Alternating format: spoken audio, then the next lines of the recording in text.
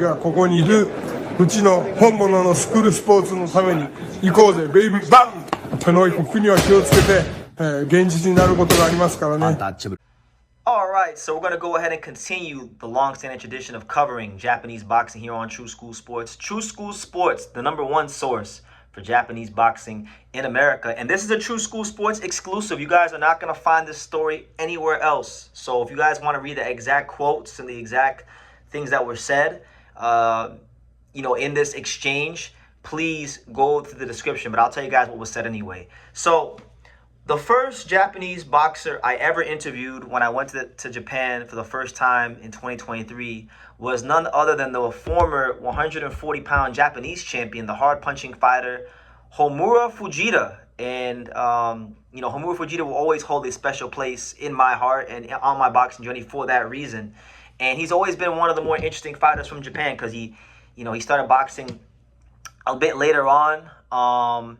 He had that bleach blonde hair look early in his career.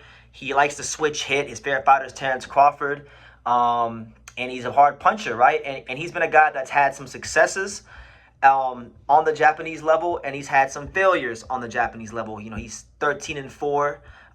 One of those losses came last April in a split decision loss. He had another fight where he lost by close to UD, and he's been stopped 2 times. So he's been an up and down fighter. And the last time I saw Fujita was back in last year. One of my last days in Japan, I went to a gym with my good friend Kai Zama, and that gym was Yokohama Hikari Boxing Gym out there in Yokohama, Japan. I saw him there. We had to go speak to him about some stuff, and that was my last time I seen him. So funny enough, things have been a bit quiet on the Fujita side of things, and the reason I'm making this video is that Fujita has left the friendly confines of Japan, and he's not even in Asia no more. He has decided to take a whole completely different path with his boxing career, and it has been reported by himself, and I asked him about it, that he is in Panama, of all places. Panama, yes, the home of Roberto Duran, the home of Zubio Pedroza from back in the day, the home of Jezreel Corrales, and also the home of one of my favorite fighters over the last 10 to 15 years, the Axeman, Nicholas Walters, who we know is Jamaican, but he makes his home out there in Panama. So Homura Fujita had just by something told him to leave Japan and go to Panama, and he got in contact with Nicholas Walters, and now Nicholas Walters in his post-boxing career, because he had a little comeback, he fought on Pro Box a couple times, beat Adorno, lost to another guy, and now he's officially called it quits. He's not training no more, and you can tell by the pictures and the videos he's been really enjoying his retirement because he's fat. He's been eating good, right? But he's been training fighters out there in Panama, and Homura Fujita has now decided to start training with the Axeman Nicholas Walters, which for me is very interesting because to go from Japan to Panama in itself for boxing in this day and age, that's a big decision on its own. But then now you're training with a guy who was at one point in time a fringe pound level fighter, a fantastic fighter in his heyday, and definitely someone that was hard to live with in that boxing ring. So I talked to Fujita about it a little bit. I'm going to share with you guys some of the things he said. If you want to see the full transcript, go to the description and I'll leave it there for you. But basically, I asked him, I said, look, how did you and Nicholas Walters start working together? And he pretty much said, like, after his last fight, that he knew he couldn't stay the same, and that if he kept doing everything the same thing he's been doing in Japan, that he would become a better fighter. So he decided to fly to Panama because he wanted to see how people on the other side of the world approach the sport of boxing, and he chose Panama just off of pure instincts because he felt like he had to find something different to add to his style.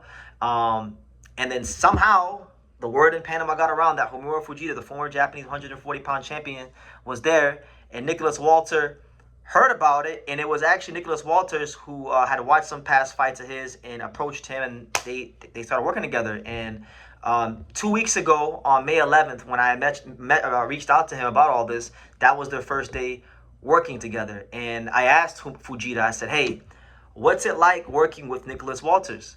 And he said pretty much from what he's seen in the gym so far, that that Walters is been incredible to be with. He's very open and adapts his training according to whatever the fighter style is in front of him, and he's not trying to force his ideas or his way of fighting onto the fighter. He meets the fighters where they're at, and he looks to kind of amplify their strengths and tighten up on the weaknesses.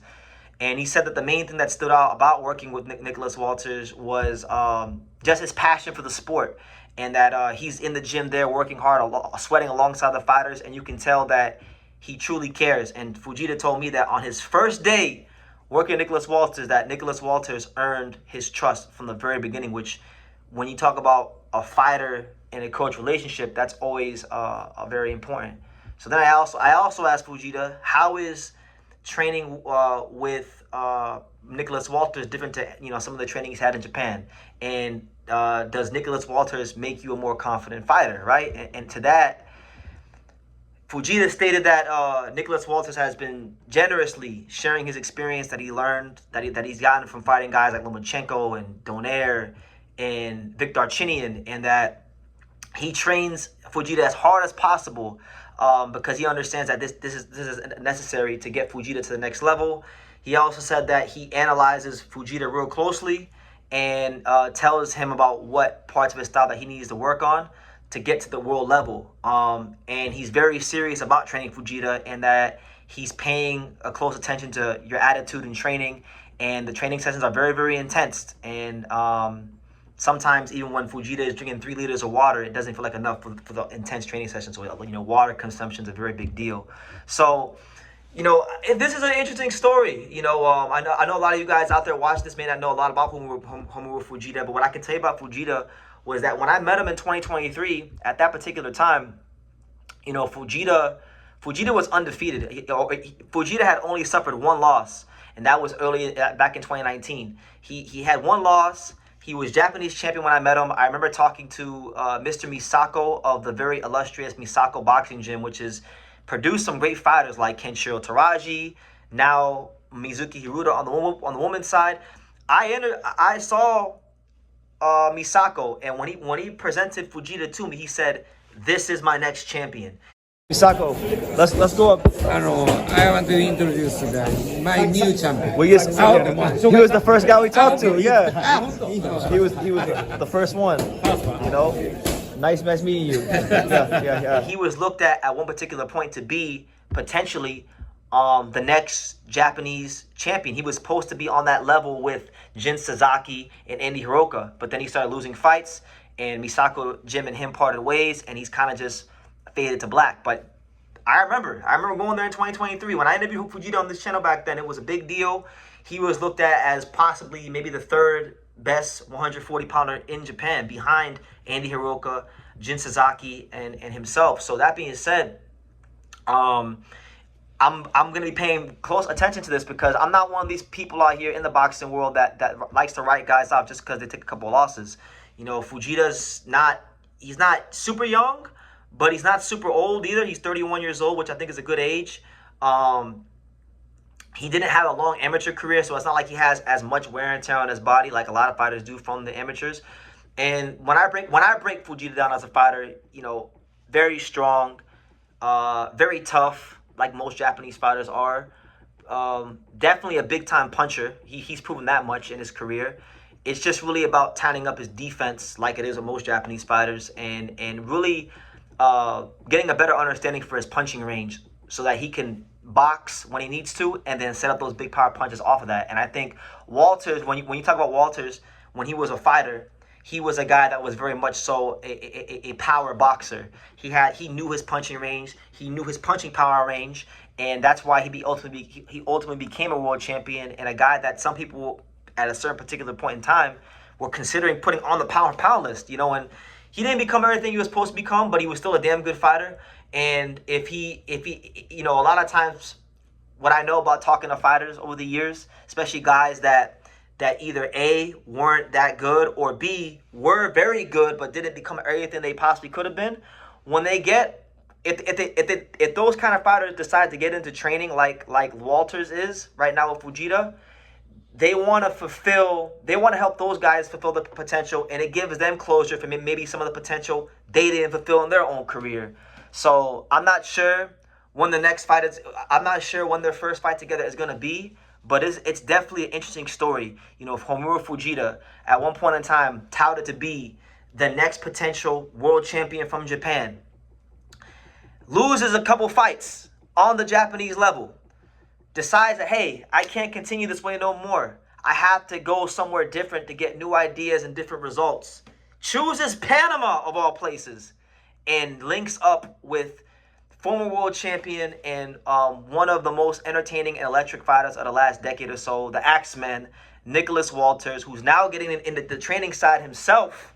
And he's took this assignment on, and it sounds like he's taking it very seriously. So who knows? Nicholas Walters might go on to become the next great Hall of Fame trainer. We don't know how things go in boxing. Sometimes fighters could be good or not so good in the pros, and they become better trainers than they were as fighters. And who knows? Maybe that could be like that. That could be it for him, and this could be the beginning of that. But Fujita, right now as it stands, he's not ranked anywhere. He's the number 92.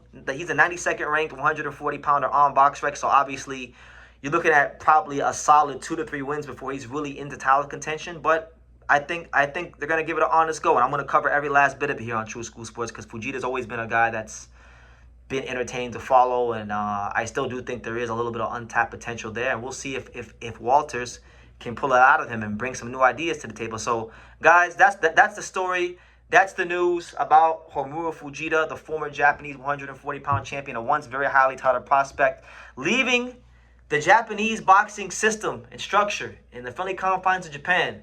And he goes all the way to the other side of the world. He goes to Latin America. And he didn't go to Cuba.